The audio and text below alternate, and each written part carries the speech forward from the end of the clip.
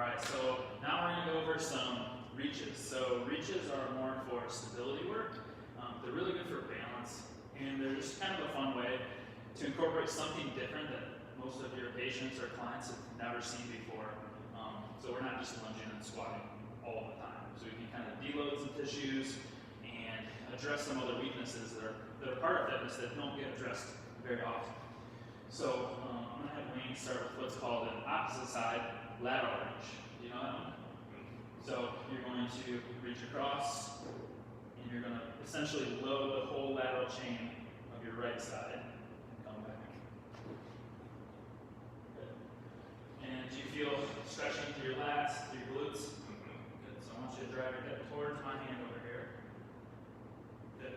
So this is a really good frontal plane. You can stop for a second.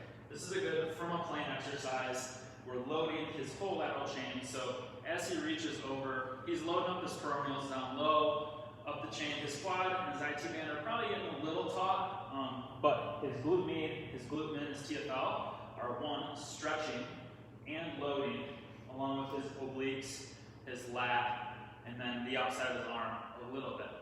So there's some theory in medicine and in physical exercise that is muscle works best when you lengthen it.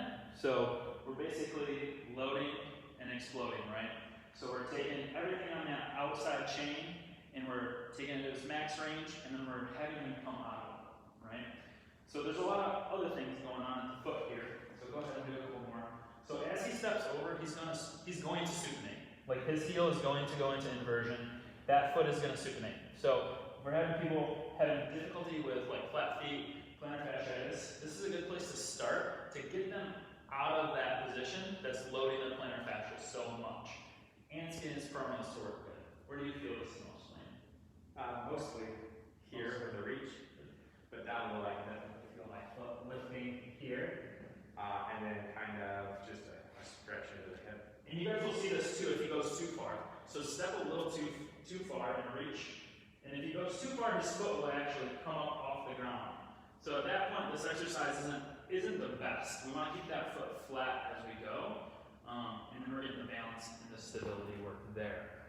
Up the chain, I think the next most important one is this connection we have with our glute med and our obliques, right? So this is something that's missing on a lot of athletes, mainly runners, right? Because they're not exposing that to any activity as far as load, right? Well, they are. So running is very sagittal plane dominant, but they have to control in the frontal plane.